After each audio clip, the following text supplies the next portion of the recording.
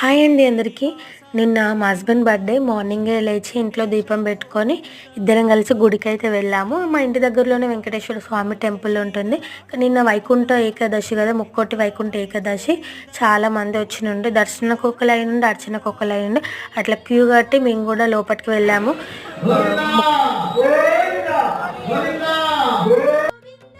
మేము కూడా ఇంకట్లా గోవింద గోవింద అనుకుంటూ వెళ్ళాము. మూడు కొండల వార వెంకటరమణ గోవింద గోవింద అని పంతులు అంటుంటే మేము కూడా అట్లా అన్నాం అనమాట. చూసారు ఎంతమంది జనాలు ఉన్నారు. మంచి గుడిని అయితే పువ్వులతో డెకరేషన్ చేశారు, చాలా బాగా అనిపించింది.